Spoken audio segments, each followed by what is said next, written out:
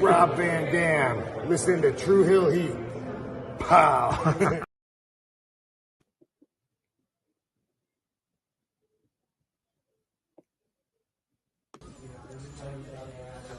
This is the knockout artist, Chris Hero. And if you're looking for some true heel heat, you better listen to them boys.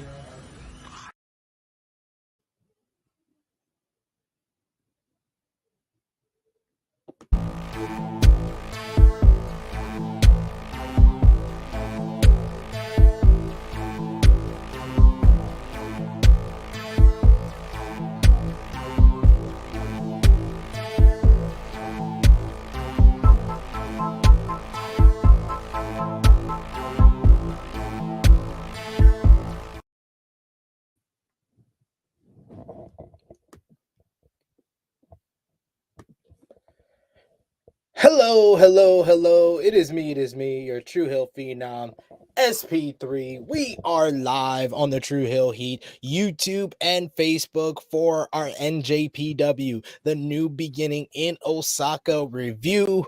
As always, I am here with the master of ceremonies for the past, present, and future of New Japan Pro Wrestling right here on the True Hill Heat YouTube channel. It's your boy, J-News. Good morning, good afternoon, and good evening, ladies and gentlemen. It's your good brother J-News, and we back at it again, talking New Japan Pro Wrestling, New Beginning in Osaka. Lots happened, lots to talk about, lots to get off our chest here, folks. So, SP3, please do your due diligence. And J-News, he already told me he got some big opinions about what went down in Osaka. And I know our chat and our viewers, our subscribers have their viewpoints as well. We want to hear from all of you. Sound off in the live chat. We're going to highlight as many of your comments as possible. If you want to make sure your comment is highlighted, your opinion, your take, if you got a question for me or J-News, super chat donation is the best way to support the channel. It helps us, to the contributors, helps us channel grow. We are well on our way to 5,000 subscribers. We hit 4,600 this week, and we are well on our way to 5,000. So follow us along, share it with your friends, push the like button. Those always help those YouTube algorithms. And of course, hit the subscribe button if you are new, and the bell to stay notified for all the great content here whenever we go live. We're on a streak here. This is the second of 3 weeks. We're going to be doing these Monday reviews for New Japan Pro Wrestling. If you haven't already, check out our New Beginning in Sapporo review from last week. You got this in Osaka this week, and then next Monday we're going to be reviewing NJPW The Battle in the Valley from San Jose. So we're going to complete the trifecta. I don't know when we're going to review Kenji Muta's grand finale, because that's on Tuesday next week. So there's a lot of New Japan Pro Wrestling content that you will see here, as well as over on patreon.com/True Hill Heat for $3 a month. That's the best way to contribute to us on a consistent basis. We got in our live chat already Hassan, who says, hi there, guys. Hello to you, good brother. He also asks, how are you guys feeling for your Super Bowl weekend yesterday? I've always staying pat to the belief that the day after Super Bowl should be like a national holiday, because there's going to be a lot of people that are drunk, a lot of people that are depressed, either their team lost or they lost a whole bunch of money. And I just think that the Monday after the Super Bowl should be a national holiday. I think that for future purposes, I feel like Super Bowl Sunday should be before President's Day, just so it can default into that Monday being off for everybody. Just putting it out there, NFL. Just putting it out there. Man, J-News works with MLB, NFL. He contributes to you with these great ideas here, Listen, I'm out here. I'm all about the people. I'm all about the people. He's thinking about the people. But yes, we're going to talk about some NJPW, the New Beginning in Osaka, as we usually start our reviews. J-News, give me one word, one thought on the New Beginning in Osaka from this past Saturday. Man, one word, one thought. I would say that turning point would be a phrase I would use for this particular show. Turning point would be the term. Yeah, for me. We'll get into that as we go. You're on mute, Sid. I said that is an operative word. Oh, excuse me. I'm still getting used to unmuting myself after I mute myself. But I would say back to basics. This felt like a New Japan Pro Wrestling show again. Like I felt like this after Wrestle Kingdom, but sometimes Wrestle Kingdom can be like a fever pitch dream, and Right. the rest of the year could take a downfall after that. But no, we've kept it consistent. We said about Wrestle Kingdom, Noah versus NJPW. We said about that one that that was much better than the first time at Wrestle Kingdom 16. And now we got the New Beginning. It felt like a traditional New Beginning show.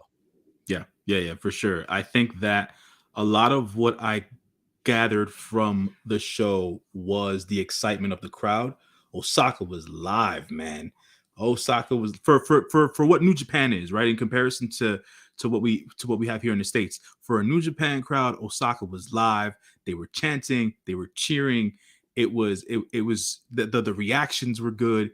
There were actual booing. There was actual booing going on, which is not necessarily something that you see a lot of Japanese fans. So I was really, really into the show because the fans were into the show.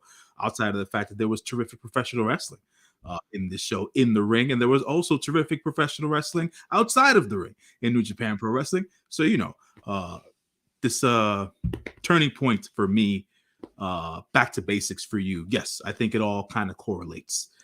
Absolutely. What are you talking about? We got the good sister Dolores in the chat saying, "Hey everyone, in a doctor's appointment, but couldn't miss this." One of my new like Twitter friends, I've been conversating with him on his feed where he always has great takes, and been conversating him in the DMs. King of the North is in our live chat with us saying House of Torture got the boos hard and it made that match awesome. This was one of the first shows I can't necessarily give House of Torture LVPs because they kind of they kind of got the reaction that they always desire. Like it felt like everybody was a lot better with this. I feel like New Japan has been in that clap era for 4,000 years. It's only been 3 years, but it felt way longer. And House of Torture with their nonsense, it wasn't effective with a clap crowd, but with a cheering, booing crowd, it felt a lot more effective, and they fit their roles well. We're going to talk about that match plus much, much more. So continue to sound off in the live chat. Like I said, we'll highlight as many comments as possible. Super chat donations always get highlighted, and it helps out the channel so much. But let's get started with the top of the card. J-News. We had a tag team preliminary matchup. We had your boy, you love to say the name. Say the name for us. Oscar Loibe. That's the Oscar Loibe. And Toru Yano, they teamed up to verse the House of Tortures, Aaron Hanare, as we like to call him here, gentrified Hanare, and the Great Okan, the champion of the British. This was your basic kind of preliminary opening matchup here. It got less than 5 minutes, which I'm not used to New Japan. The brevity of this matchup was kind of strange for a New Japan show, but I think it helped this matchup a lot because the finish kind of came out of nowhere. It was a lot featuring Lobe and Hanare, and Hanare would eventually get the win with the Rampage at 4 minutes 38 seconds. Of course, after the match, the Great Okan, as per usual, had to sound off, do the rally cry for the United Empire, as they are the only representatives of the United Empire that was on this show. Yeah. Basic matchup, like I said, but I still gave it 2 stars. What did you think? Basic start off match, like you said. I didn't think New Japan to go that short on the first match, because they usually give it a good, I think for all intents and purposes. But what's 2 minutes? 5-7 minutes shouldn't really matter. And I was like, you feel the brevity, especially when matches you tend to steer towards 7 to 8 minutes. So the 5 minutes was like I was a little thrown off by it, and I was like, okay, this was quick. Now they must have something in place for later on in the night in order for the match to be so short, and obviously they did. So that was cool, because when I started watching the show and I saw that the freaking runtime was 4 hours and 20 minutes, I was like, this is a little odd to me. But hey, it is what it is. What's up, Alan? Shit, man, haven't seen you in a while. Yes, ALW is in the chat with us. He did a great job hosting our GCW, JCW, Jersey J Cup watch alongs on Saturday over at twitch.tv/True Hill Heat Wrestling. So we appreciate him. We got King of the North, who says that man Oscar got it. He's gonna be a star for them. I just love his size, and he's got a lot. He's got a lot of pep in his step. He moves very fast in the ring for a guy his size. He's going to be a little, from what I see from him, just from an overall movement standpoint, he's going to be a little bit different than most big guys. Like you said, he has a lot of pep in his step, so he's going to be able to work a faster pace than most guys his size. So if they allow him to do that, I think that'll be something different that New Japan can present via him come the future and stuff like that. So looking forward to him, yeah, for sure. Yeah, and he also, King of the North, mentions you usually expect the 5-minute call for these matches for sure. Yeah, like I expect sometimes the 10-minute call. A lot of the New Beginning shows have had like a 10-minute opener. Like I think about the Just Four Guys versus United Empire from the last show we reviewed. That went just about 10 minutes. Like the 10-minute call came just before the finish. So to not even get the 5-minute call, that's why I said I noticed how short this was. Yeah, for sure. I mean, like you said, 2 stars. The Oscar Loibe, man. Look, the dude, he seems to be there. He seems to be the one that they're pointing at this point, being that Fujita has his role with TMDK. I don't feel like they know what they're gonna do with Nakashima at this point. He just seems like the odd man out. Yeah. And Ryohei Oiwa, he's kind of in between at this moment as the young lion or whatever the case is, but more or less, I give him a couple of more months to see if he steps out. But outside of that, everybody seems to be on the level. Oya and Fujita, they basically have like the vibe of Uemura and Tsuji had just the previous class before them, where you can tell that they're gonna just go at it for a while, but they're kind of the top of the class, unlike Nakashima. And I think Lube is coming along very strong, but you're right, they are giving him a lot more opportunities as of late.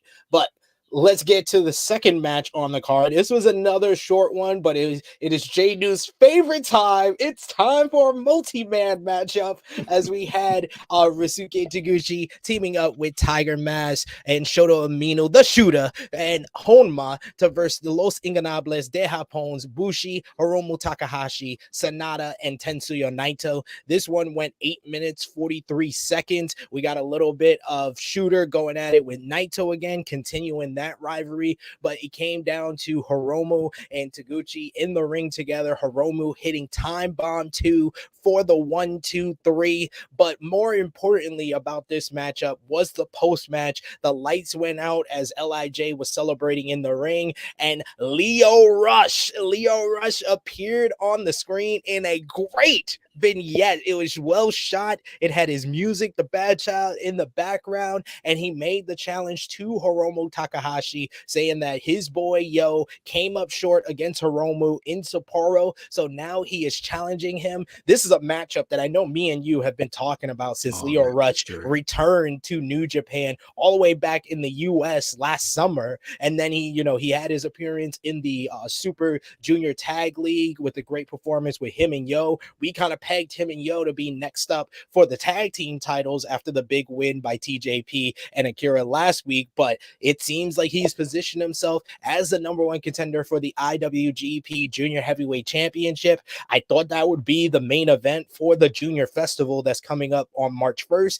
but instead we're going to get it March 21st at the New Japan Cup 2023 finals. So you got the final matchup in the tournament, the New Japan Cup, to determine who's going to get the next shot at the IWGP World Heavyweight Championship, and you have a bona fide junior heavyweight dream match of Lio Rush and Hiromu Takahashi. I cannot wait for this match, J-News. As far as the multi-man matchup, this is another one that I just give two. I'll give it 2.25 stars because I love the LIJ multi-man matches. Love how they work together. The four-way drop kick on Taguchi always pops me, and Taguchi going at it with LIJ always gets a laugh out of me. But but he, of course, was the one that took the fall. But this was a little bit better than the opener here. But more importantly, J-News, besides the matchup, I want to hear your thoughts on that. What did you think about Lio Rush making that challenge? Man, when I was watching the post match, right, and I was like, all right, man, they're all in there, man. You know, they're gonna put the fist up, and it's about that time. And then the lights go out, and I was like, what the hell is going on? What do they have going on here? Who's pinpointed here? And then when Leo came on the freaking screen, and I saw the bad child thing, and I was like, I'm still not up with the moniker yet, but it is what it is. But the promo and the vignette to me was, to use a colloquialism, it was fire. I was like, man, this right here is what I've been wanting to see from Lio Rush for a while, right? A little bit more serious, for so people could take him seriously. And then his cadence throughout the promo was like, all right, this he's switching a little bit here. Yeah. But it's to get more of a, I don't know if he's turning heel completely, but you know, it's something that was refreshing to see from Lio Rush. Secondly, obviously, we know Lio Rush is a tremendous in-ring performer. Him and Hiromu finna tear the house down on that in March, come that New Japan Cup Finals day. It's something, man. I didn't figure for this to happen so soon. I figured like we might get this come Best of Super Juniors, but for him to come out and just challenge Hiromu like that, I thought it was cool, man. I thought it was cool. And it seems like him and Yo have a plan in place here. So, you know, some brewing. So that was definitely dope there. As for the multi-man match or whatever, typical New Japan multi-man match, typical LIJ multi-man match. You know, Taguchi doing his back and forth with freaking Bushi on the other side on the turnbuckles and stuff. That was hilarious to me. Yeah. Outside of that, don't really necessarily. 2 1/4 is always good because LIJ works as such a good unit together. Yeah, man. That's about it. My take on the match itself, but yeah. Yeah, I think like everybody in the chat here, we're more excited about Lio Rush and Hiromu coming up at the finals of the New Japan Cup, March 21st. So, like I said, I think we said this during, you know, the preview for Sapporo. This month of February is like one of the biggest months for New Japan in a long time, but they're already, you know, telling us that March is going to be a huge month within itself, with starting off with the Junior Festival on March 1st. Then we go right into the New Japan Cup.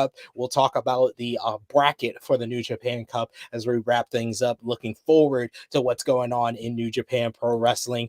ALW saying, I am all in for Lio versus Hiromu. We got Dustin who says Lio versus Hiromu is going to be awesome. I can't wait. And King of the North mentioning Hiromu's schedule is sick right now. Last week, he had that great matchup, the great main event from the day 2 in Sapporo against Yo. Then he's versus Amakushi, the GHC Junior Heavyweight Champion, at the Muda final show on February 21st. And now this one with Lio Rush. Great times ahead. And you didn't even mention he's probably going to be in the main event of the Junior Festival. Yeah, so that too. Yeah, for sure.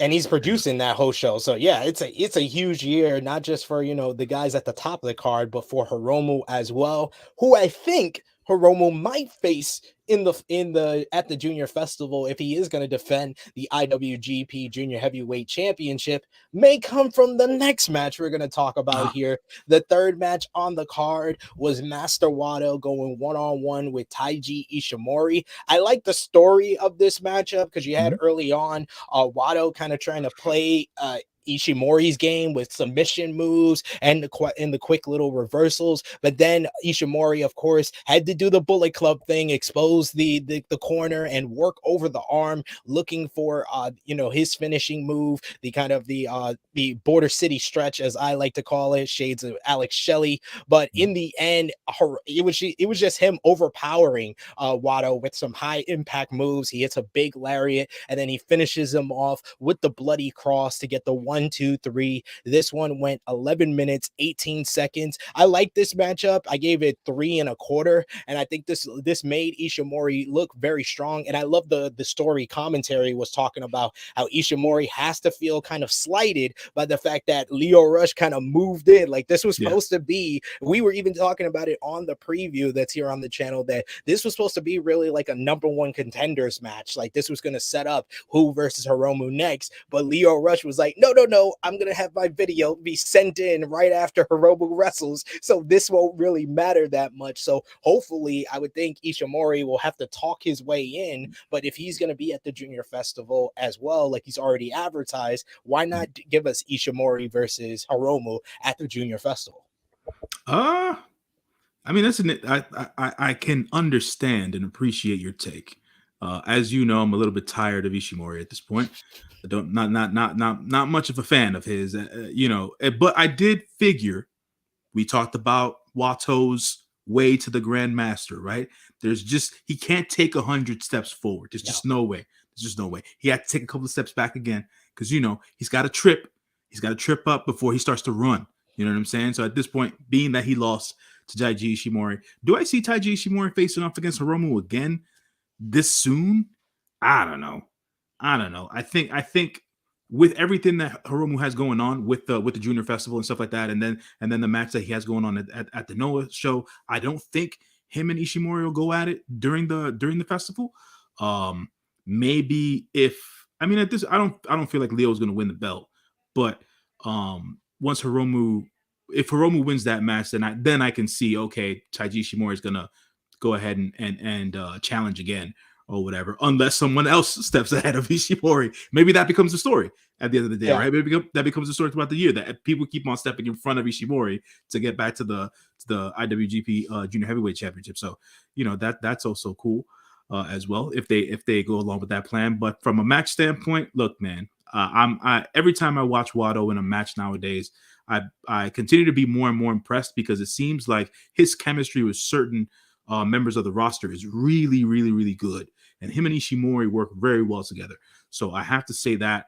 And so props to Wado in this match. He's not my LVP of this show, just to put that up there, or whatever the case is. So I'll give him props there. Sup to Safet. Yo, Safet, appreciate you, brother. I think there's a lot brewing in the junior division this year from the looks of it. So I can't wait to see as to what else is going to happen this year, 2023, come with the junior division and everything else that's going on. Yeah.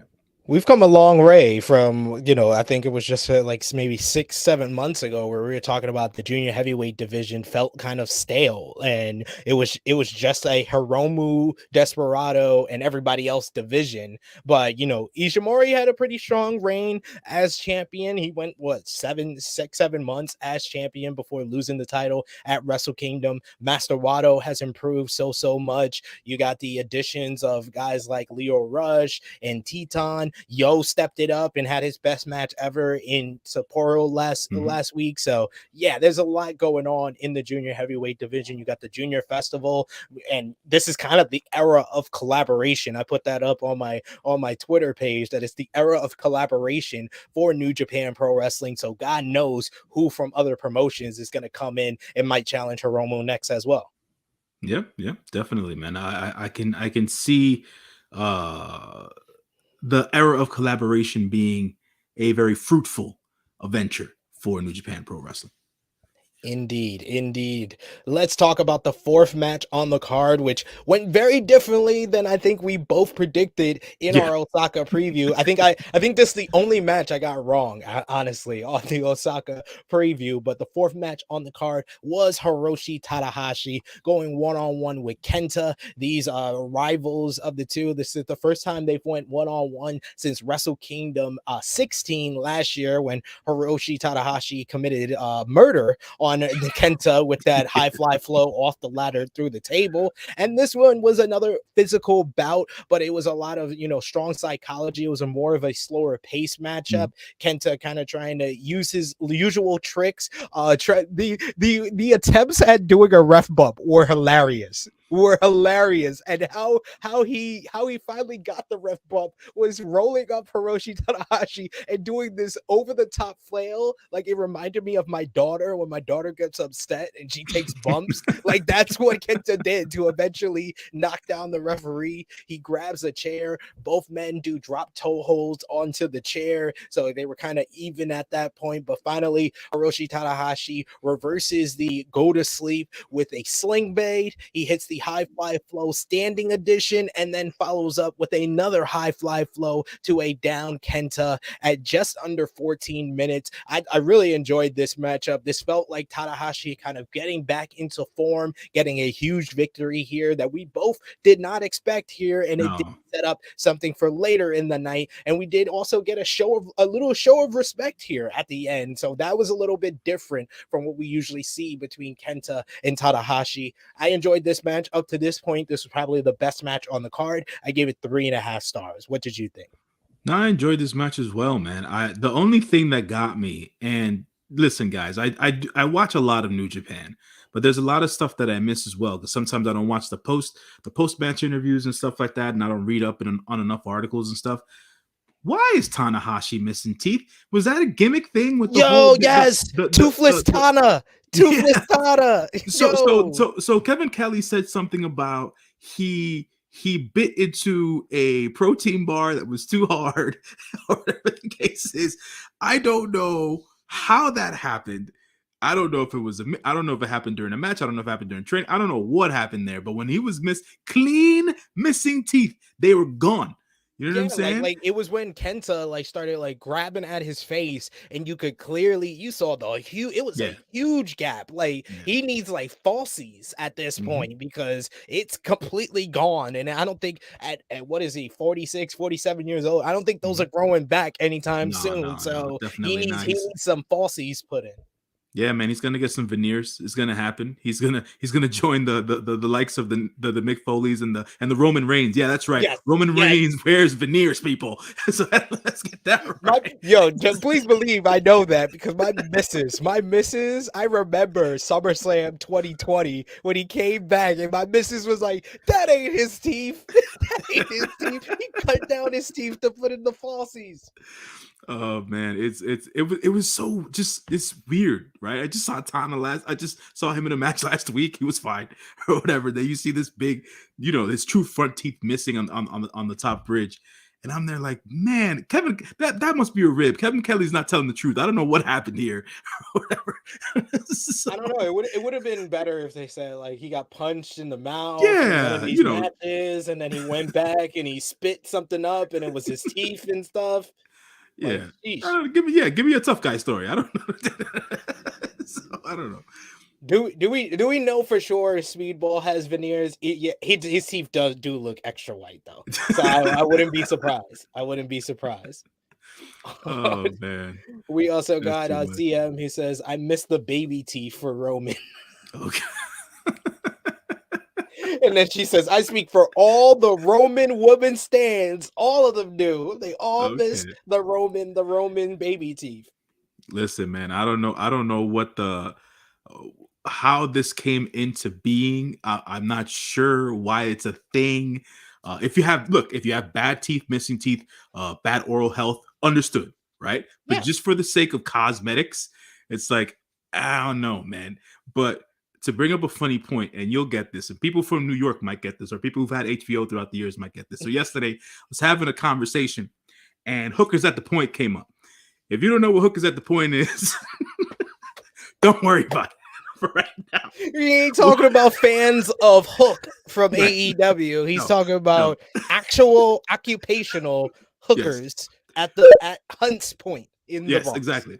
So when I saw Tana have no teeth, it brought me back to Hookers at the Point, because there was this one particular woman who had no teeth on the top row, and she was still tricking out there, and I was like, oh, that's just man, she be giving, let's just say she gets the extra tip for taking care of the tip, if you know what I'm saying. Right.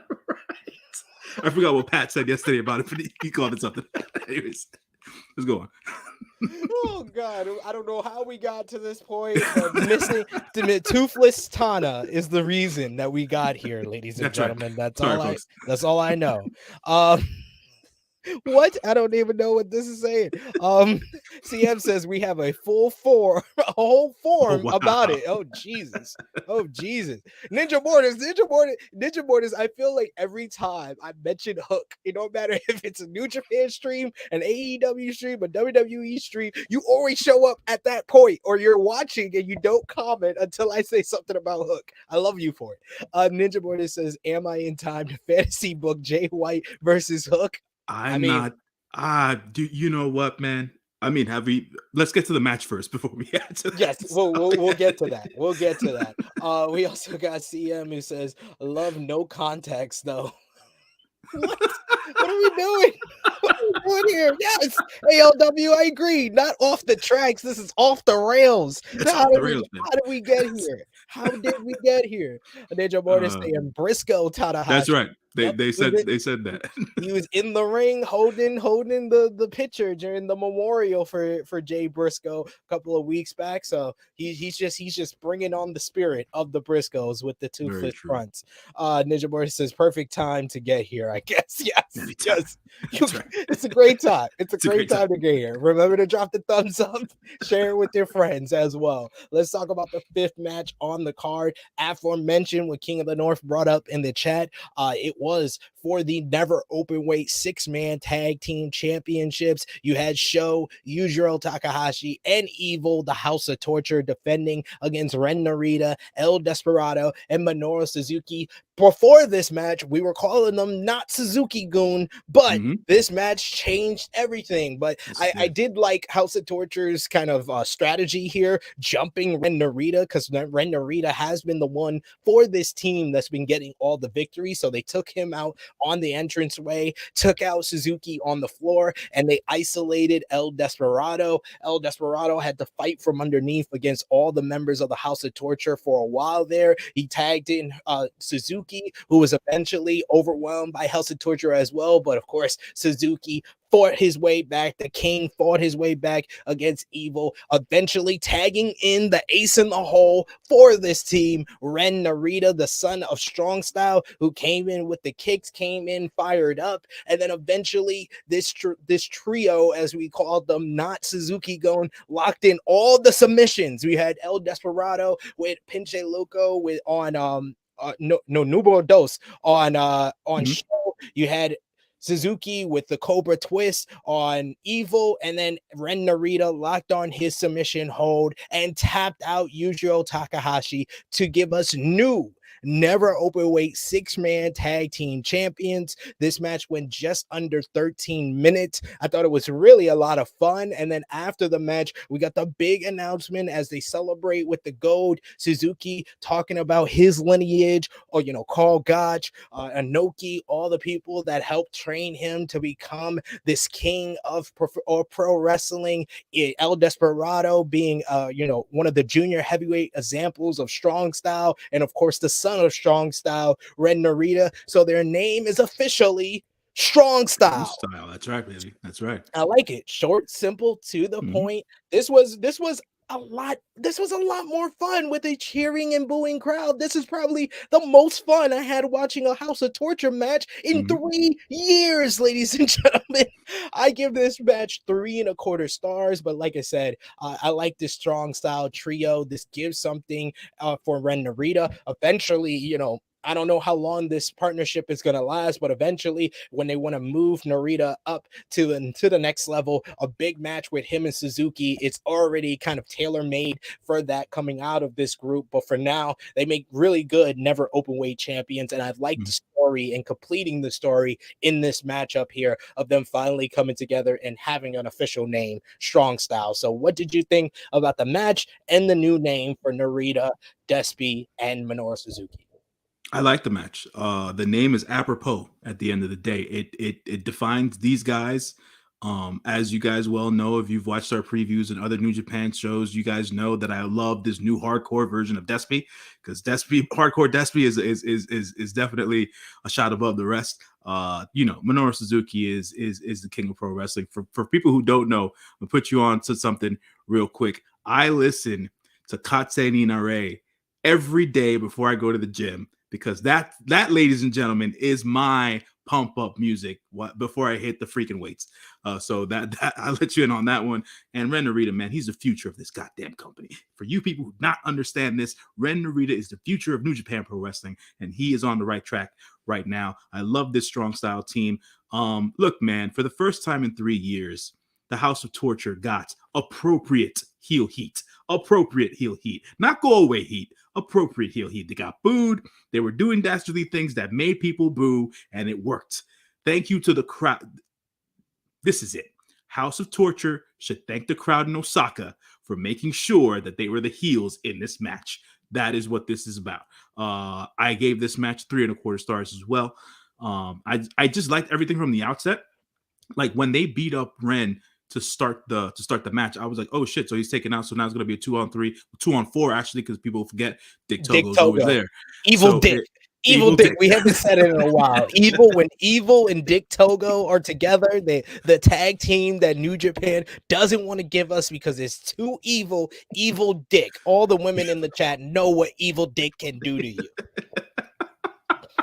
I'm gonna leave that there. But don't leave that there. So, anyways, when Ren got separated at the top of the ramp, I said to myself, wait, are they gonna have, in my head, you know, all these years of wrestling in my head, I was like, are they going to have somebody else come out and be a part of this faction on the help out? You know, because it was just literally just 2-on-4, but that didn't necessarily happen. It was more the build of, can Ren get up from this beatdown? Ren eventually got up. He got to the apron.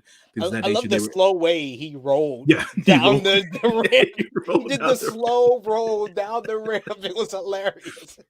So that was cool to see. I think that I'm not used to seeing Despy being the one that's separated and taking the beating. So that was new for me. In peril, yeah, exactly. So I was like, okay, this is new for me with Despy, but at the end of the day, it worked. And then Suzuki he got in with the hot tag, but he was even forwarded at times and stuff like that until they got to Ren Narita. When Ren Narita got in there and he started just chopping away and kicking away, I said to myself, man, if this doesn't turn into a win, they're not doing the right thing. And thankfully they took the damn belts off the House of Torture, because those guys don't deserve a damn thing right now. So it is what it is. And hopefully this turns into another good reign for the six, because the reign before the House of Torture reign, when it was the guys from Chaos who held the never openweight 6-man tag team championships, that was a dope ass reign. So I hope that this particular reign for the never openweight 6-man tag team championships are the same, or at least, you know, give the freaking belts some prominence, have them mean something, and depending as to whoever they match up against, strong style, hopefully better matches to come and things of that nature. Yeah, I'm looking forward to what they can do with this reign and continue this story of the development of Ren Narita, which is kind of like the whole catalyst of this story beat that has been going on ever since New Year's Dash. A couple of comments I wanted to feature here. ALW saying, this match is where the show really picked up for me. This match was very solid. Loved it.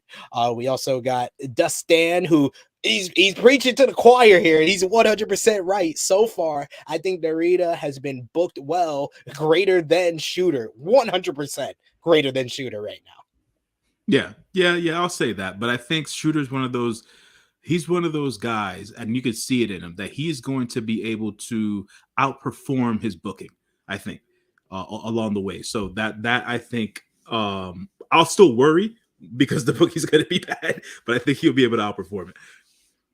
We also got ALW who says, love Minoru's new faction. We got Dolores who says, I really like this. Ninja Mortis who says, who knew all HOT House of Torture needed to not suck was crowd response. You're like, yeah, like when you're doing heel stuff and all the fans can do is clap, it's ineffective. It's ineffective. Yeah, you need the boos, you need the hecklers. You know what I'm saying? If they allowed you to throw tomatoes, throw the tomatoes, or whatever the case is. So stuff like that. It is what it is. We need tomatoes. It helps everything out. We got the sober guy JJ saying wrestling, yay. You can see him later. He'll be on Rated Raw Superstars watching WWE Raw tonight. Oh, Choco Chobe. or Sage, Mr. Sage, who says, I think Suzuki was told to get Narita over and make him a star. Mission successful. Love this new faction. 100% agree with you. This faction just fits together so well. Mm-hmm. Definitely agree with that.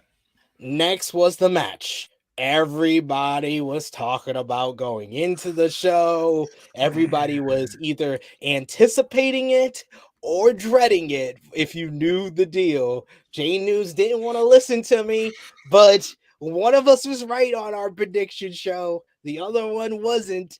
But let's get into it. It was loser leaves Japan, Hikuleo going one-on-one with Switchblade Jay White. This one got a lot of time, J-News. Mm-hmm. Two guys going at it. It was Hikuleo, of course, kind of the overpowering force, the giant. Jay White trying to keep away and find his spot to go after him. And his spot was to chop the big man down and work over the knee. He constantly went back to the knee over and over again. Early on, Hikuleo took a hell of a bump, like taking a reverse bump over the barricade onto the concrete floor, which was nasty at that point. Jay White kind of breaking him down, going after the leg constantly at every turn. The Osaka crowd kind of got behind Hikuleo as he tried to fight from underneath after the chop blocks and different moves. Jay White, I loved how like every time Hikuleo would go for a powerful move, he would just slip out right back to the chop block, and then eventually he started chopping Hikuleo, and that just fired him up like his name was Sting and he was versus Ric Flair. He would get up after he took his shirt off and started chopping him. Then he started coming back with chops of his own, knocking down Switchblade. In the end, Switchblade out of nowhere reverses a choke slam into the Blade Runner, but he's not able to, to come back for more and get the pinfall. So he tries for another Blade Runner, but Hikuleo reverses it. He hits a big old last ride. I love Switchblade at certain points in this matchup when Hikuleo was coming back and hitting him hard. He was like, no, you're not going to take this from me. You're not going to take this from me. All of this trash talk and stuff that he was saying just made me more invested into this matchup. This matchup went just over 25 minutes. So this got a bunch of time. In the end, Hikuleo grabbed him up for one final choke slam. He was looking for it pretty much the whole match. And we had Switchblade who knew he was done. He was trying to break the choke, trying to break it when he realized he couldn't anymore. And he just said, you know what? I'm going to give you a too sweet. I'm going to see too sweet. He smiles, and then Hikuleo puts him up. Big choke slam. 1, 2, 3. Switchblade Jay White must leave Japan.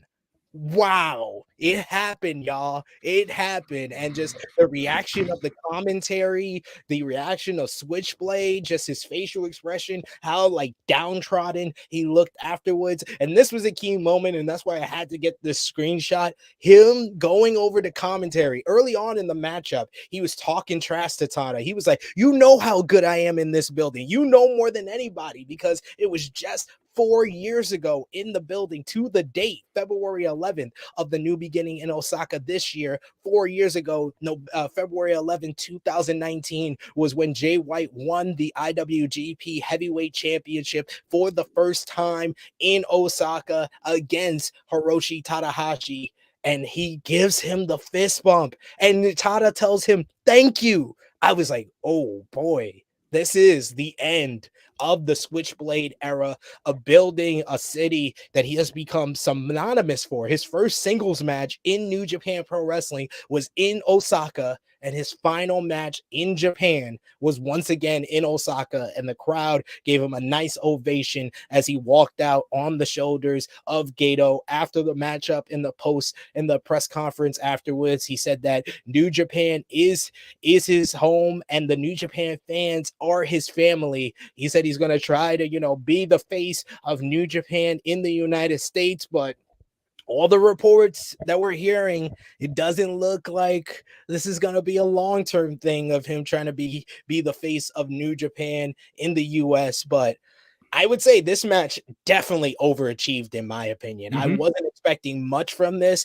This is 100% Hikuleo's best matchup and showed you just how skilled, just how talented Switchblade Jay White. No one knows how to get emotion, as far as like Gaijin especially. No one gets the emotion or has the connection with the Japanese fans quite like Jay White, and he did that again here. I give it 3 3/4 stars. What did you think, J-News?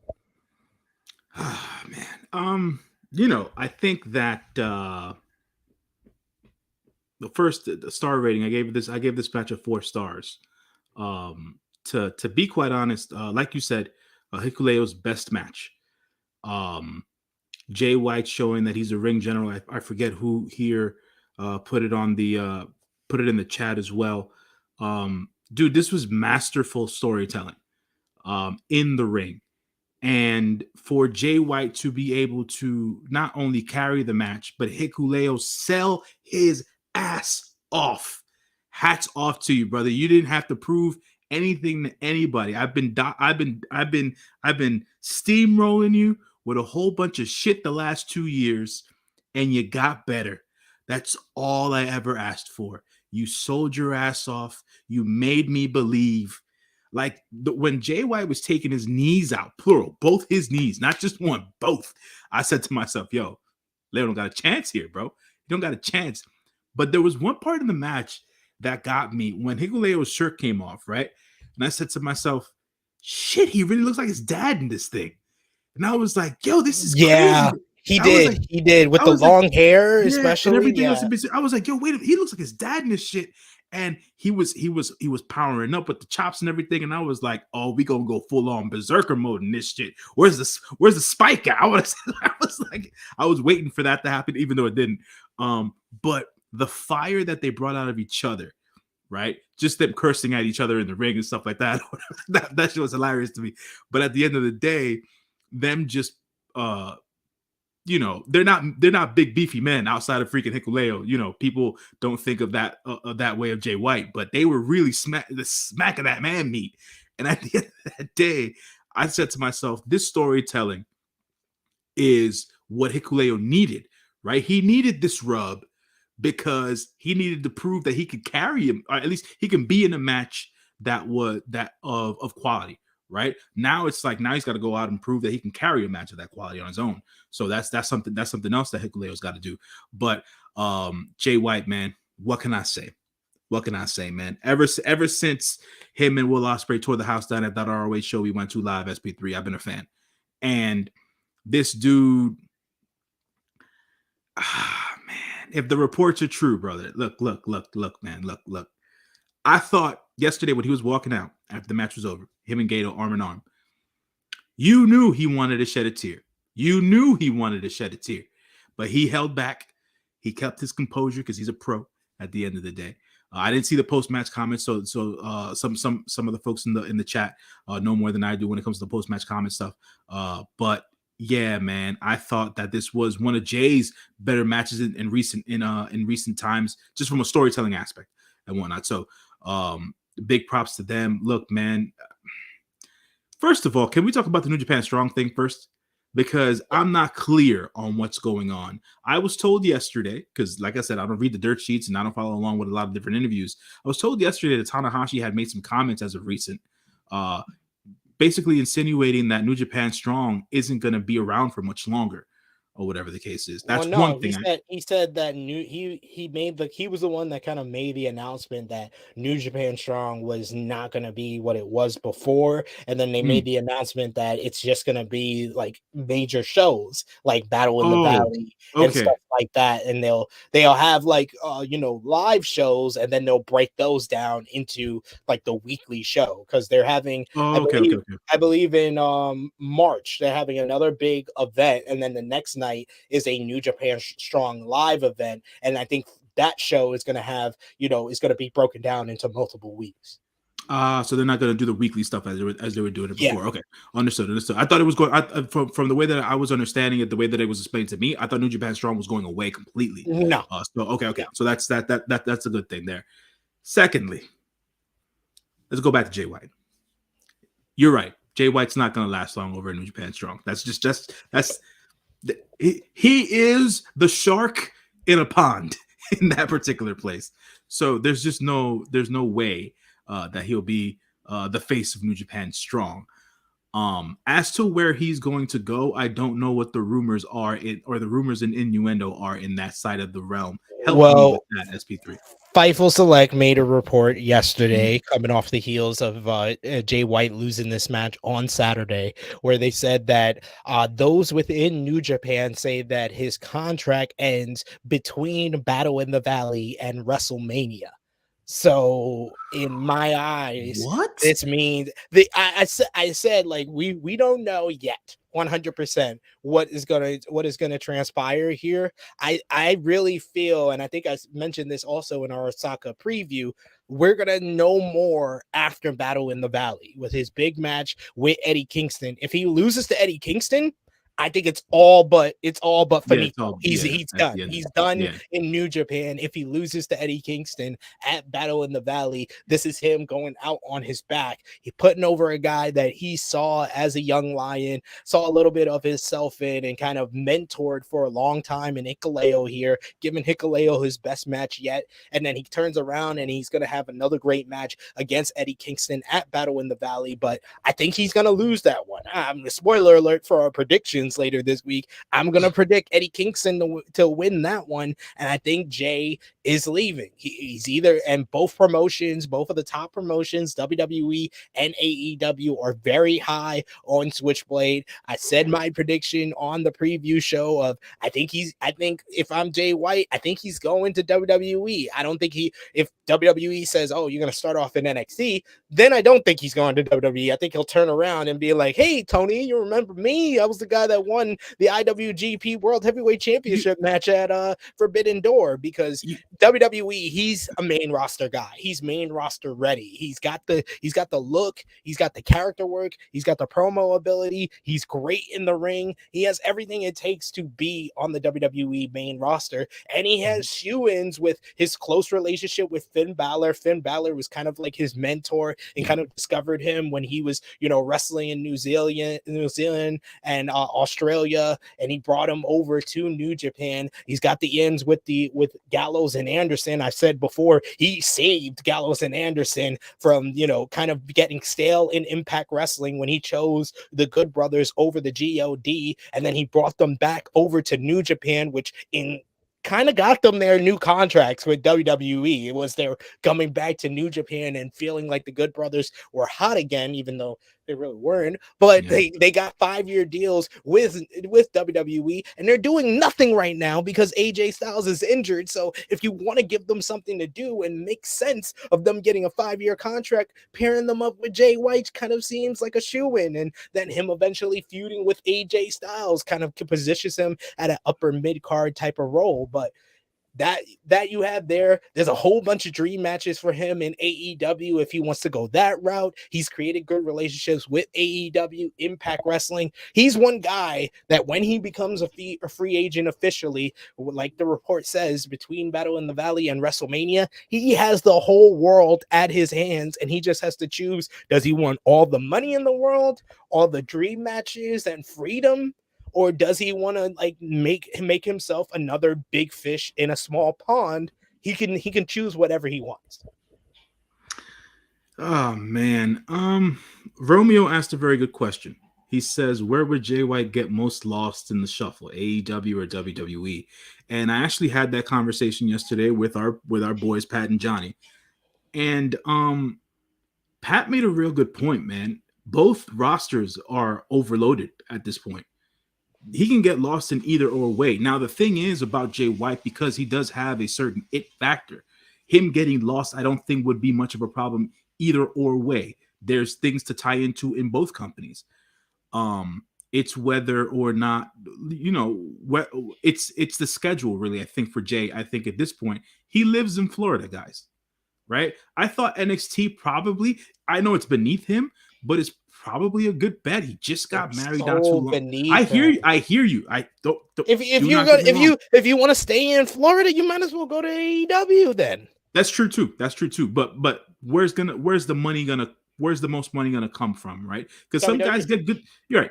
At the end of the day, I think the WWE can offer him more cash, and he could basically stay at home if he wanted to, you know. So depending as to whatever he works out, at the end of the day, I felt like he could probably get like a Finn Balor type run at NXT if that's what he wants to do in that particular degree. If he does do main roster stuff, obviously he has the obvious way to start out his WWE career. But I don't know, man. At this point, it's really a toss up for me as to where he goes.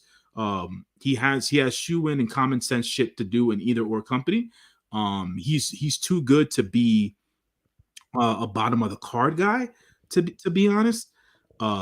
So we'll see, man. I mean, you know, like Romeo said it, you know, get the bag, no doubt, man. Get your paper, brother. Yeah, at the end of the day, take care of the family, take care of yourself, and do all that stuff. But at the same time, something else that Romeo mentioned is Jay White's legacy. What's his legacy in New Japan Pro Wrestling? What's Jay White's legacy overall? And I think that Jay White made it very, very tough for other Gaijin wrestlers to go into New Japan and just be middle of the road wrestlers at the end of the day. Like, he set the bar up even higher as to what to do as a character from a New Japan standpoint, how to tell stories in the ring, from that particular standpoint, with everything involved, creating these grand stories, creating these feuds that just felt so freaking visceral at times. And yeah, man, I think that's his legacy, man, just making you believe at the end of the day. And Jay White does that better than most people. For a guy of his frame and his size, or whatever the case is, he's excellent, man. And he is one of those dudes that I will miss in New Japan.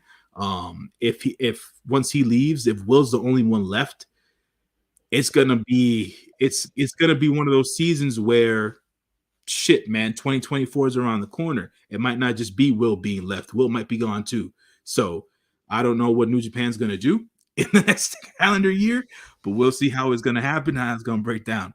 I think Will will stay because of a lot of stuff that he wants to accomplish. But for me, this is the reason why I predicted Jay White to lose this match. Is one, like I said on the preview, his promos were kind of telegraphing that he didn't want to be in Japan. He didn't want to really be in Japan anymore. He's got to done everything that he can. That was the other reason. He's the first ever Grand Slam champion in New Japan Pro Wrestling history, winning the IWGP Heavyweight Championship, IWGP World Heavyweight Championship, Intercontinental Championship, United States Championship, never Openweight Championship. He's done it all. He's been in the finals of the G1 Climax. He's main evented 2 Tokyo Domes. Like, there was nothing else left for him to really accomplish besides kind of retread and do everything else that he already did before. He's been the leader of the Bullet Club, and I would say his legacy is that he fits in that upper echelon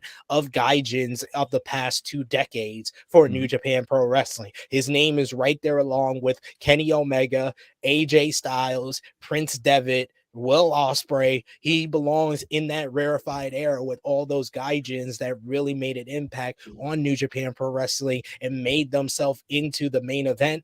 And I would say out of all of those guys that I just named, he's the best promo and character guy out of all of those guys. And just the level of progression that we saw from him, like how he debuted, you know, as the knife pervert, and then kind of a lackluster matchup, an average match with Tanahashi back at Wrestle Kingdom in 2018. Then he immediately gets into a program with Kenny Omega, and he's viewed as the catalyst of Kenny Omega and the Bullet Club Civil War when he beats Kenny for the IWGP United States Championship. And then him being inserted into chaos and kind of trying to break down chaos from within. At the same time, everything's breaking down for the Bullet Club that eventually eject the Elite from that group. And then he steals Gato from Okada and then becomes the leader of the Bullet Club, defeats Okada at Wrestle Kingdom in 2019, then beats Tanahashi for the IWGP Heavyweight Championship in Osaka 4 years ago,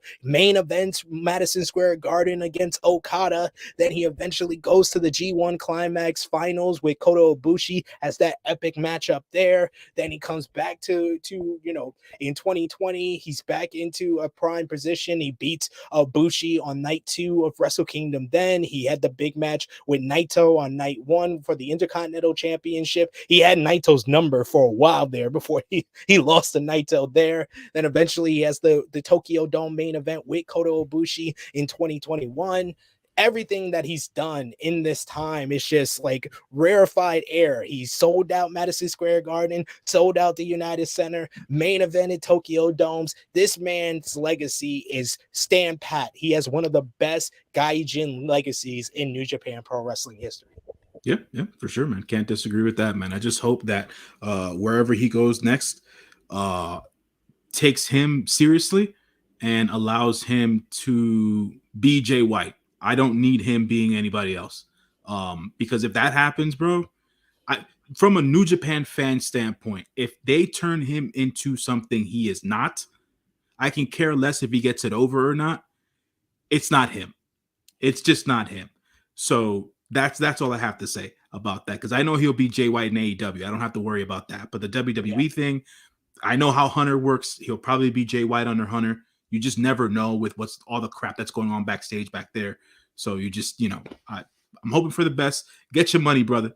At the end of the day, it's all about the greenbacks out here, So do the damn thing. But we got to go on to another match here. I think if there's anybody, like I said on our preview, I'll say it here again. If there's anybody that is not with WWE that feels all his skills, everything that he can do is tailor-made to be on the WWE main roster, it's Switchblade Jay White, number one on that list.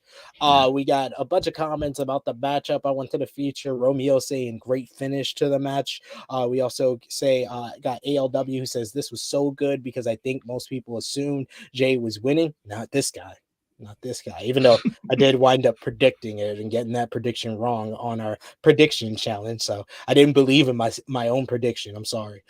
Frantic World says, do you think the knife pervert will go to AEW, WWE, or maybe help build ROH? If you had to be asked right now, gun to your head, where do you think he goes?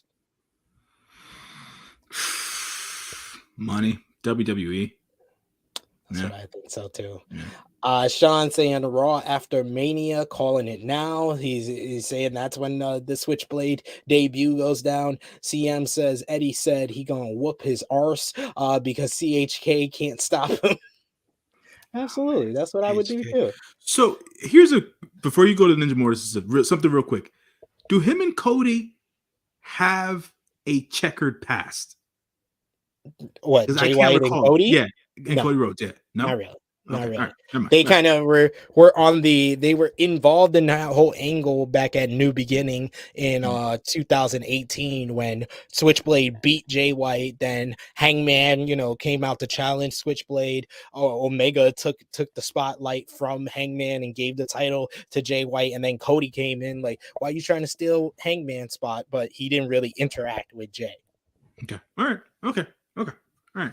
Fair enough. And maybe they versed in their time in ROH because they were both in ROH at one point as well. It was very short-lived for Jay, though, so I'm not too sure if they cross paths there. Yeah. Ninja Martin, I don't think WWE has room for him with all the people they have brought back, the people they want to leap in the title picture. Jay is not mid-card material, honestly. I think they do, honestly. They have a perfect spot for him, like I said, with the OC. If they want to do something with Dollar Value Bullet Club, Jay White is the person that can do something with it.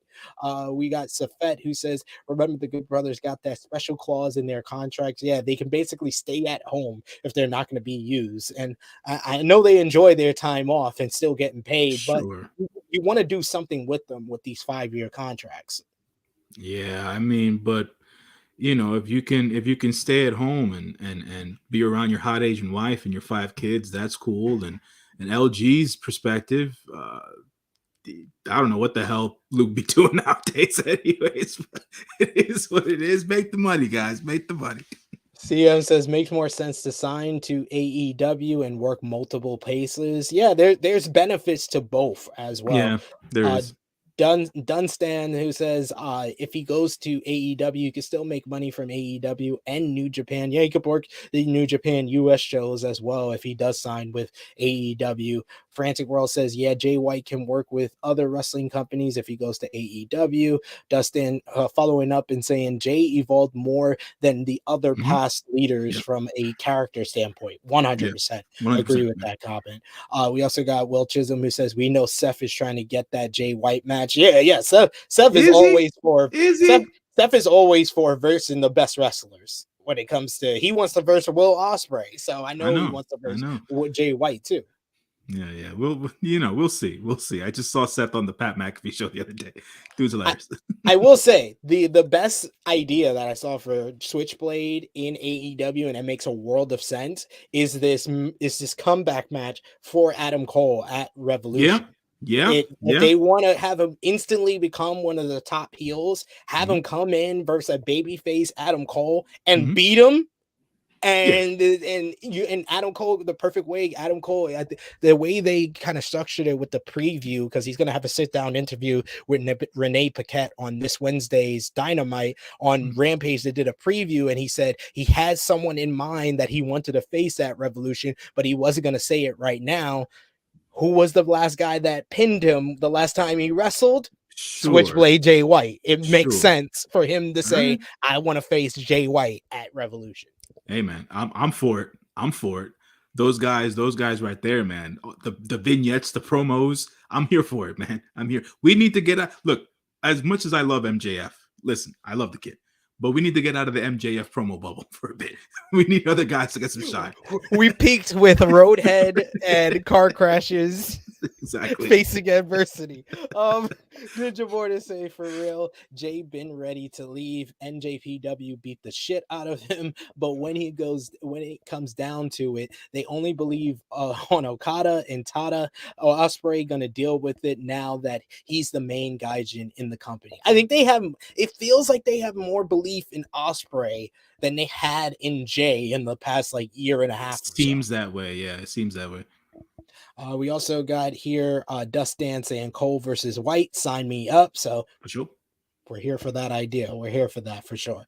Now let's talk about the semi-main event from Osaka for the Never Openweight Championship. Tama Tonga going one-on-one with El Phantasmo. I think we both expected this match to be pretty good to solid. I thought it got a bunch of time. This match went just over 27 minutes, J-News. You had Tama very early, does this crazy Okada type dive over the guardrail and completely crashes and burns into the guardrail. That poor lady in the front row who got the guardrail on her freaking lap. Then El Phantasmo worked over his gun stun hand, and that became the focus of the first portion of this matchup. Eventually, El Phantasmo does his the rope walk into the moonsault to the outside, Isai moonsault, but he lands awkwardly on his knee. This eventually becomes the focal point for Tama. He gets on a sharpshooter. Then El Phantasmo gets the advantage back. He looks to once again nail him with the Never Openweight Championship until the referee stops him. We had a nice little sequence as it got bet down to the final 5 to 6 minutes. This is when the match got really good. I love the gun stun when he flips El Phantasmo backwards onto his feet and then hits the gun stun for a great near fall. We also had El Phantasmo get the near fall on CR2. He eventually tries to go for a CR3, but he's not able to land it. And then Tama gets the win with the J Driller looking up to the sky. He tried it a couple of times, but eventually after El Phantasmo kept blocking, he got a pinfall, and then he rose up out of the pinfall, still in the double underhooks, and then did a twisting J Driller for the win to retain the Never Openweight Championship. I enjoyed this matchup. I thought it was really solid work from both men. Really good effort from Tama Tonga. I said it on Twitter. Gotta believe in babyface Tama and heavyweight ELP. I gave this one 3.5 stars. What did you think?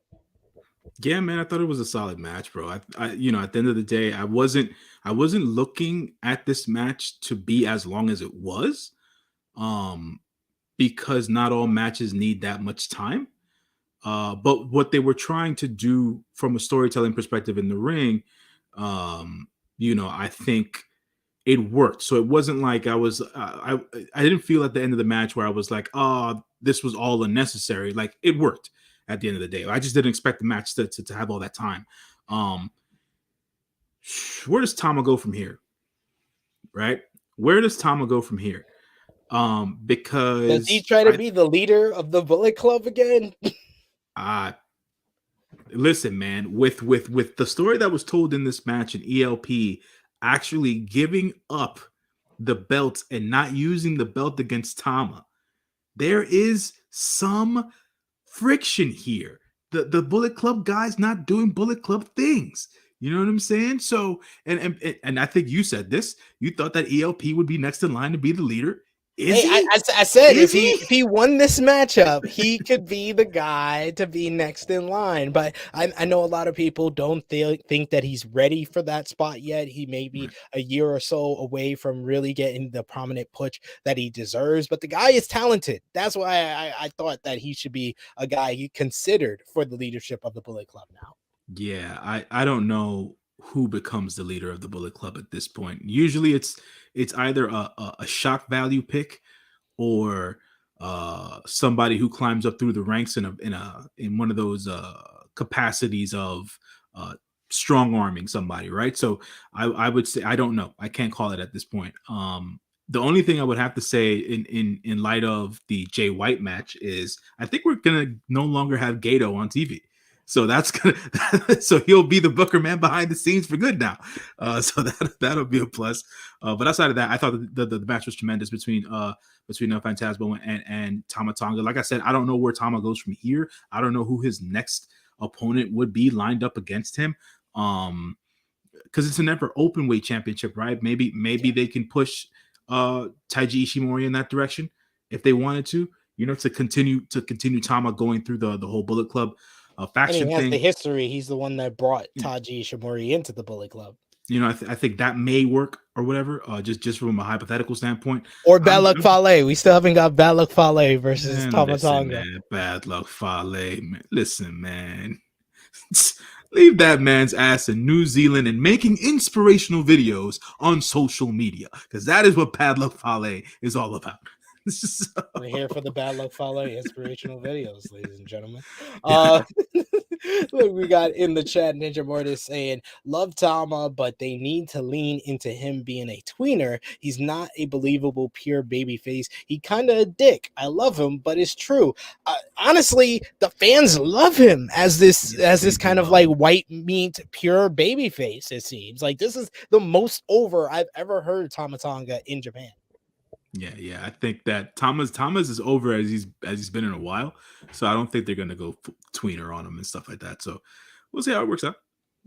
Ninja Martis also adding Kenta and ELP co-leaders of Bullet Club, please. Maybe if Kenta gets a win at Battle in the Valley, he can be in a better position. Mm-hmm. I'm dreading them putting Evil back in the leadership position. No, don't do that. Please don't do that. Dustin, who says Jay Thriller tribute to a very good matchup. We got Frantic World, who said El Phantasmo has been on a good run so far.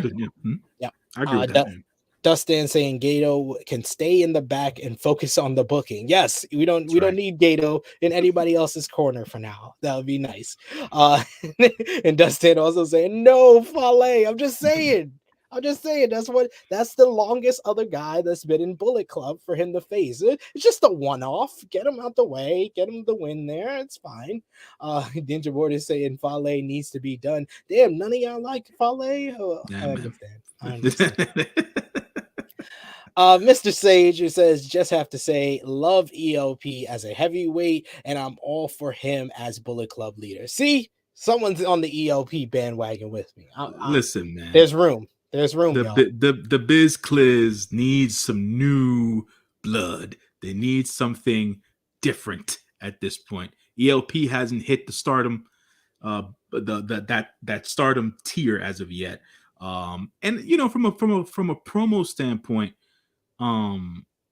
like he's just not fierce. He's not a feared competitor, right? Like even though AJ Styles isn't necessarily a feared guy, but you knew he was one of the best performers on the planet, and people wanted those matches. ELP isn't on that tier yet, right? So, you know, if we get to a point in time in his history where ELP gets to that level of, yo, I want a match against ELP now, then I would say make him the Bullet Club leader. But outside of that, for right now, it's all up in the air, folks. It's like, all relax, up in the guys. air. It's all up in the air right now. Let's get to the main event of this show. Keep sounding off in the live chat. Last call for super chat donations. And of course, after we're done talking about the main event, we want to hear your match of the night, MVP, LVP, out of 10. What did you give the show? Thumbs up or thumbs down? But let's talk about this main event. Of course, Kazuchika Okada defending the IWGP World Heavyweight Championship against Shingo Takagi.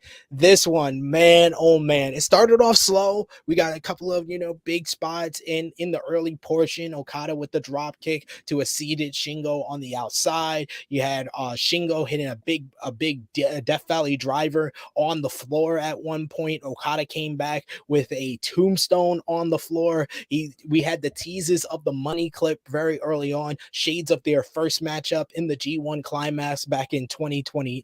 And then, like, when this match hit like the 15-minute mark, it was just like, we're going to hit each other as hard as humanly possible. We're going to hit high impact moves. And this one just got ridiculously good, especially in the final 10 minutes. Shingo hits a Made in Japan out of nowhere for a close near fall. We had Okada coming out with big old lariats, big old forearms. Shingo coming back with forearms of his own, the pumping bomber lariat, sliding lariats. He hits the last of the dragon. And for the first time that I remember, since Shingo has come to New Japan Pro Wrestling, someone actually kicked out of Last of the Dragon. It took him a while to get the cover, so they did protect the move. But man, I was just like, what the hell is going to end this matchup? Then you got Shingo. He hits a big old lariat. You had Okada. He came back with a lariat of his own. He hits Cobra Flosion, and then he hits the Rainmaker. He had a Rainmaker early on, but he wasn't able to get the cover. And then they started,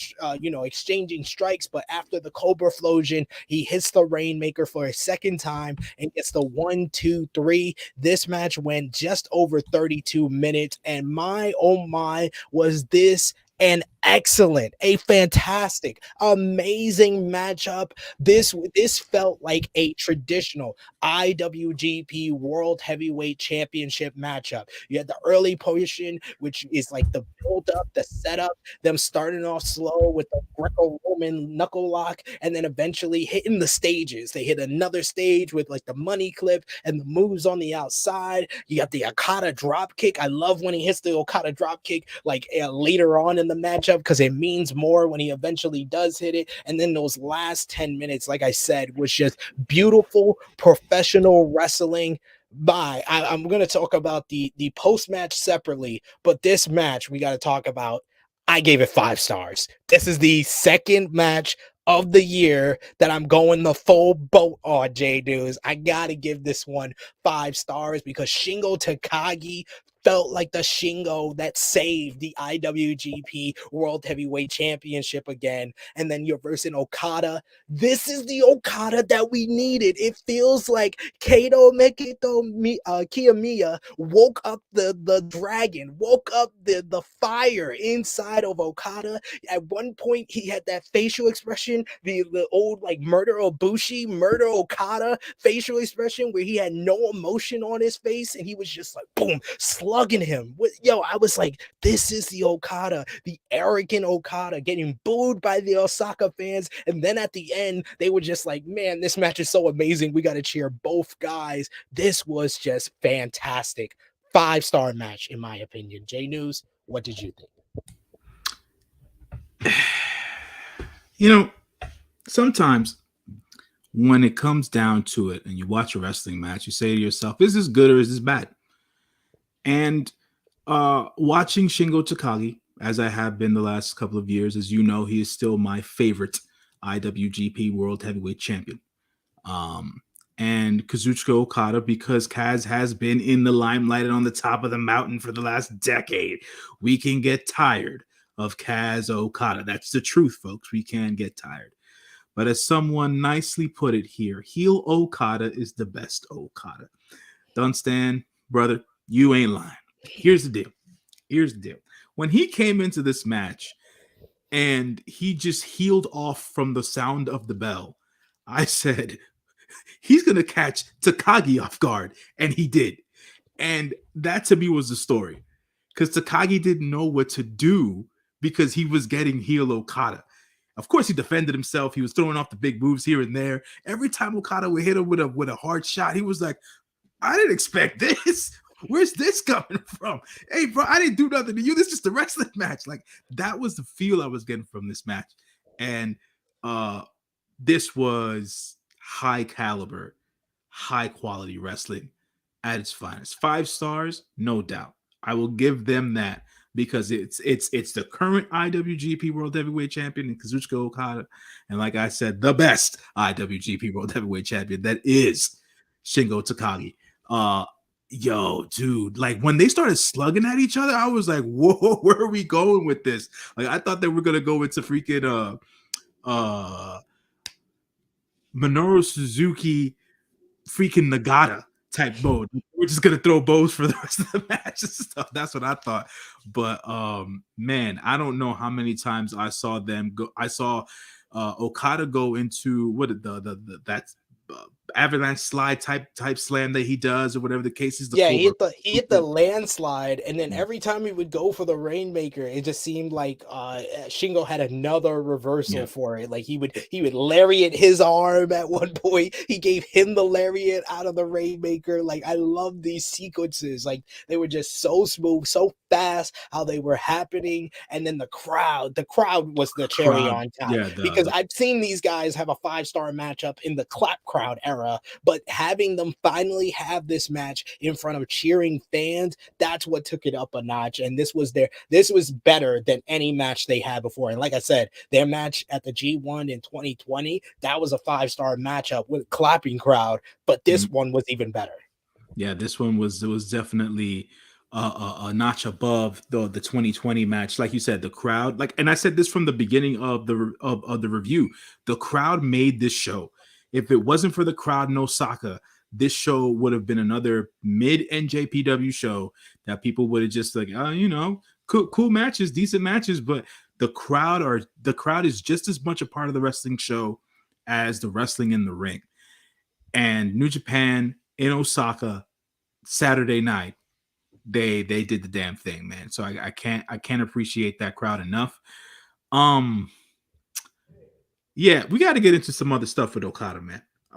Because I don't know what's gotten into him as of late, man. I don't know if he's losing himself.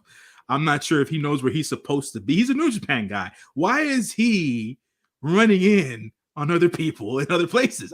Yes, let's talk about the post-match and what happened the following night in Osaka with Okada. So after the match, Okada, celebrating the win, he gets on the mic and he says he has an idea who he wants to face at Battle in the Valley. And he says that it was just over 10 years ago in Osaka that at New Beginning that we had the Rainmaker Shock. So he challenges Hiroshi Tanahashi. He's trying to tap back into that heel Okada and go against the man that has defined his career, the greatest rivalry, in my opinion, in New Japan Pro Wrestling and in one of the greatest rivalries in pro wrestling history. Hiroshi Tanahashi, Kazuchika Okada, and Tanahashi accepts. So we have Tanahashi going one-on-one with Okada next Saturday, this coming Saturday, February 18th in San Jose. Okada, Tanahashi, man, oh man, that's going to be a great one. This is going to be their 16th match all time. The record right now has Okada with 7 wins, Tanahashi with 5 wins, with 3 draws, all in the G1 Climax. So these guys are going over 30 because it's not in the G1 Climax. Right. It's for the World Championship. And then the following night, this man shows up and becomes the biggest heel in Pro Wrestling Noah after Kaito Kiyomiya defeats Jack Morris at Noah's big show, The Great Voyage. He comes out through the crowd dressed like he's going to the grocery store, delivers a Rainmaker, and says, I ain't scared of you. He didn't even mention Kiyomiya on the post-show press conference. He's been saying, I don't want this match. I didn't say I was down for this match, but he comes out, Rainmaker's Kiyomiya gets huge boos from the Osaka crowd that were booing him at the beginning of this match. They boo him again in Osaka, and he says, I ain't scared of you. My name is Okada-san, and I am going to beat you in the Tokyo Dome at Kenji Muda's grand finale. This is the Okada we've been needing. This is the, especially with Switchblade leaving, this is the Okada that New Japan Pro Wrestling and wrestling in general desperately needs. Yeah, man, we needed a change of pace for him, bro. Like everything he had been doing up until this point has been Rainmaker Okada, and we needed a new wrinkle in what it is that he's been doing, and him being this lack of a better term, this dick version of himself is freaking fantastic, man. It's amazing. Him laying on a Kiyomiya in a t-shirt, some jeans, and some chucks was all I needed to see. You know what I'm saying? He was out exactly. So it was just one of those things where I was like, first of all, I didn't watch the Noah show. It was one of those clips that I watched on the socials, and I said to myself, did he just come out of the crowd? Did he beat the crap out of this boy at the Rampway? I was like, that's what we talking about, Cass. Tell them suckers New Japan don't play. That's what I'm talking about. So that's that for me. That cemented the hierarchy for now, right? Because I don't know how they're going to work this out necessarily, right? With all the collaboration, but right now the hierarchy it sits with New Japan, but it can shift, or it may shift, should I say? It may shift. So this is the good about pro wrestling, because I don't know necessarily. You know what I'm saying? Kiyomiya could turn it up another notch. He can get to another level, man. I mean, he gave him that knot in his forehead last time they was face to face. So we don't know, man. So definitely looking forward to that match on the 21st. That Keiji Muto last match show is gonna be one for the ages, I think, as well. So we'll see how that all lines up. And yeah. Big props to Kazuchika Okada on what he's doing and how he's waving the New Japan flag right now. And we'll see how it all goes down on the 21st. This is definitely something that I'm looking forward to there. Yeah, man. The Okada, man, he had a hell of a week. I would say he's my rough after the weekend that this man just had. 5-star matchup on Saturday, and then the biggest heel in Noah on Sunday. What great stuff. And then we must also show off here. Mm-hmm. We got the bracket for the New Japan Cup. So after Battle in the Valley, all eyes will be set for first, Fantasia Mania. Then you got the Junior Festival on March 1st. And then the next big tour is the New Japan Cup. Me and J-News will break down this bracket. That's probably going to be a Patreon exclusive for just $3 a month. You can get that exclusive content where we're going to do a full breakdown of the bracket with who we think is going to win each matchup and everything else involving the New Japan Cup. So I'm looking forward to us breaking down that, as well as Dustin says something is happening with your boy Sonata in the backstage comments after his matchup earlier in the show. So I don't know. Maybe. Listen, man. Listen. I didn't, like I said, I didn't watch the backstage comments, guys. You guys know more than I do. If you stayed up to watch it, I stayed up till Kaz and Tana had their face to face, and then I just turned it off after that. If there's something going on with Sonata, yeah, I don't know, man. I listen. If he's staying in New, listen. I want something to happen with Sonata, right? Something positive, right? If he's staying in New Japan, right? This is the link bridge here. If he's staying in New Japan, a change of character is necessary. I've said this for a while. A change of character is necessary to see if they can develop Sonata into a bigger star and stuff like that, because the fans love him. The fans really want to cheer him, but they haven't found anything that has really latched on as of yet. From a character standpoint. So because the Cold Skull thing is kind of it's boring. It really, really is. You know what I'm saying? You see how smooth he is in the ring. It's like the character doesn't match his in-ring capability. You know what I'm saying? So hopefully we get not more than likely, but to akin to what Okada's doing, maybe Sonata can do something similar. I don't know. I mean, at the end of the day, having some fire sometimes just does bring out the best in you as a performer. So maybe something different, but we'll see as to what happens there. Is LIJ fine? I think somebody asked in the commentary in the comment section. I don't know necessarily if LIJ is fine, just because if Sonata's the odd man out, that's fine. But everybody else seems to be okay.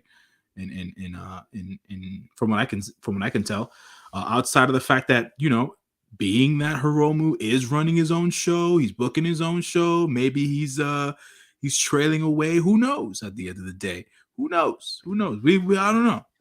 We shall see. We shall see. We got Ninja Mortis who says Sonata to AEW under Roosh needs to learn how to be Inganables from the OG. Man, Roosh has had one of the best AEW Dynamite matches of all time against Mr. Bryan Danielson, and Roosh is on the up right now. Hold on, Ninja Mortis. I understand the context in which you're saying all this, but Roosh and those people are not the right people to be hanging out with backstage right now. I'll tell you that right now.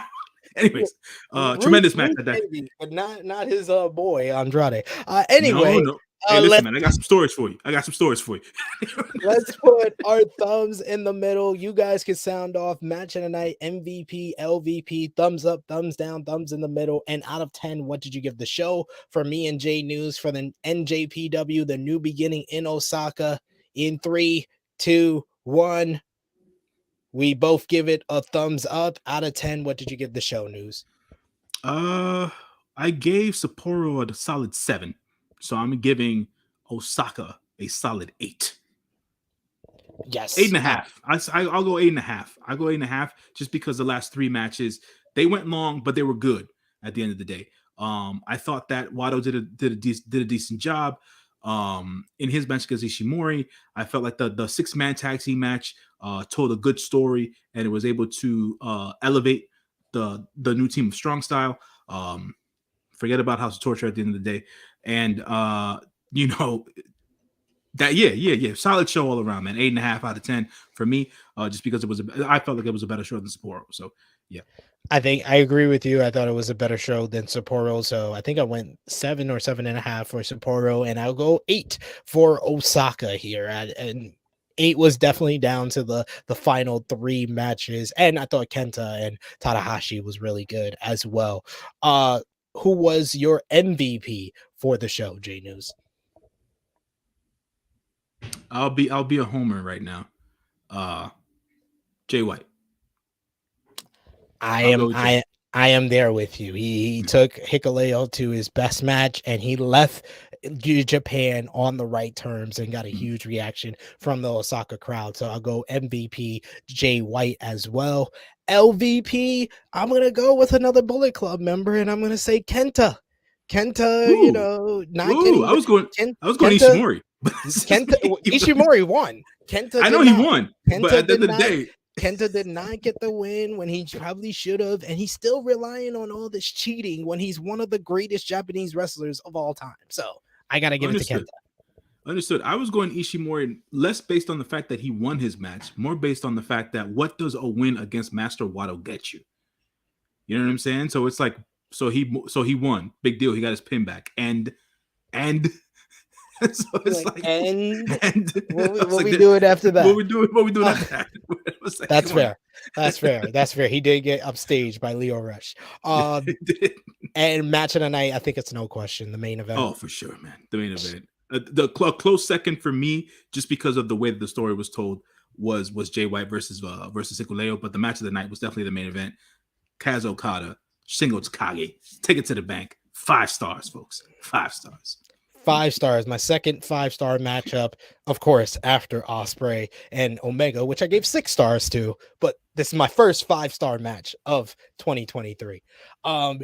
J-News, I think that is everything. Yeah, that is everything that is for the everything. show. To answer one of these questions in here from Dustin, he says, will you guys talk about Battle in the Valley? Yes, we will. Coming up, that's going to drop on Friday. We got our NJPW Battle in the Valley preview, where we're going to break down the card coming up in San Jose on Saturday. Of course, Mercedes Moné versus Kyrie for the IWGP Women's Championship. Okada versus Tanahashi for the IWGP World Heavyweight Championship. Jay White versus Eddie Kingston. Tom Lawler versus Homicide. A huge card, a stat card coming up in San Jose on Saturday. We're going to preview it on Friday, dropping right here on the True Hill Heat YouTube channel. So hit the subscribe button, hit the bell to stay notified so you always get alerted when we go live here or when we drop a new preview or pre-recorded video. However, the way we drop this one, we'll let you know. Hit that subscribe button and hit the bell to stay notified. But J-News, until then, you want to let the people know where they can follow you on social media, sir? Yeah, you can follow me on the Instagrams _JONJY. For those who don't know, I'm a nice guy. I do like to just interact with the folks, so y'all can find me there. Absolutely. You can find me on the Twitter machine at True SP3. You can see all my content for everywhere else over there as well. You could also follow the gang, Facebook, Twitter, and Instagram at True Hill Heat. Subscribe to True Hill Heat Sports, where we talked about the NBA trade deadline on True Hill Heat Check yesterday, talking about the Kevin Durant to the Suns, Kyrie to the Mavs, and all that good stuff over there. We also had our Super Bowl watch along yesterday. That was a huge one. 6 hours of content and some crazy takes about Rihanna and Beyonce and a whole bunch of other stuff on that watch along. So go over and check that out. Patreon.com/True Hill Heat. $3 a month, more additional content, our prediction championship, and much, much more. Twitch.tv/True Hill Heat Gaming. We just hit 100 followers over there. So thank you for the support over there. We go live with watch alongs for Power Slap, for Impact Wrestling,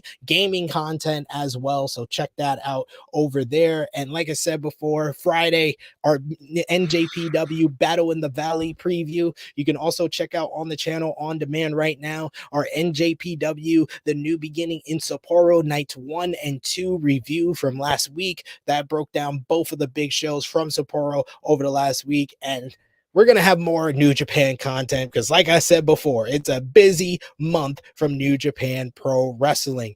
Romeo asking, did you talk who will lead the Bullet Club now? Press that rewind button, Romeo. Yes, we did. We talked all about the different options for the Bullet Club leadership, and maybe we'll talk some more about it because, like I said, the Battle in the Valley result between Jay White and Eddie Kingston will really dictate where Jay White is going to go. Is he staying? Is he going? We'll talk more about that on the preview as well. And Safet saying last night was wild. Yes, it was. Check out True Hill Heat Sports. There was a lot of wildness there.